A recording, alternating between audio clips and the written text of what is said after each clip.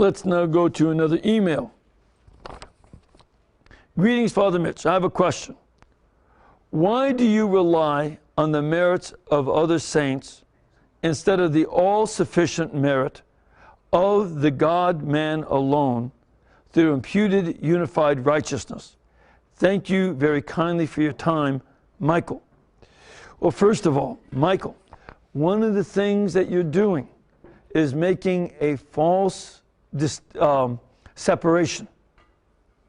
When you say, why do I rely on the merits of other saints instead of the all-sufficient merit of the God-man alone?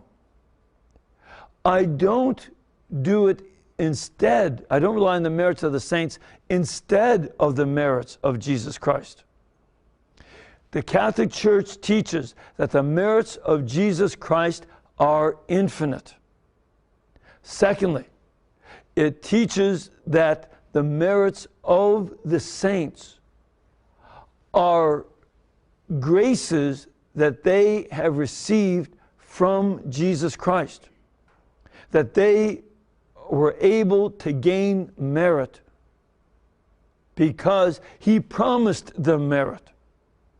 In Matthew chapter 6, he says, what good is it for you to show off your righteousness before other people? Because you already had your reward, and your Father won't give you the merit. And the word that he uses can be translated as merit or reward. So that the saints do have merit because God promised it to them. I use this as an example. When I was a boy, my parents would give me an allowance if I did certain chores around the house. Now, in my little mind, I began to think that I earned that allowance. There was no way that my parents really owed me that allowance. They were feeding me, clothing me, housing me, and they did way more than I could ever do anything to earn my right to get some money from them. If anything, I owe them.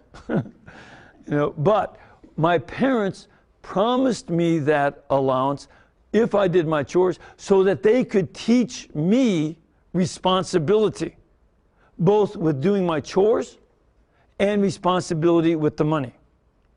So that merit that I got from my parents was really still a free gift. And this is the way God gives merit to the saints. And my mother and father were happy for those rare moments when I shared something with my brother and sister, from my allowance. That didn't happen often. But once in a blue moon, I would share. And,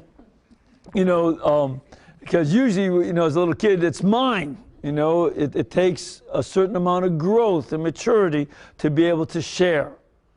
And, that was development. Well, the saints have that growth and maturity. And from the graces they have received, they share their merits with the rest of us. But we depend, first of all, on the infinite merit of Jesus Christ. And then the saints share their merits with us too, because their merits superabound what they needed to do to get in heaven. They did way more than just what they needed to do to get to heaven. So I depend on the merits of Jesus Christ and the saints, not either or. And this is one of the cores of Catholic faith. Catholicism does not usually do either this or that, unless it's something right and wrong. But when it comes to many of the doctrines, we deal with mysteries in which both elements are true. And that's the case here, that both the merits of the saints and, more importantly, the infinite merits of Jesus Christ are true. And we depend on both. All right?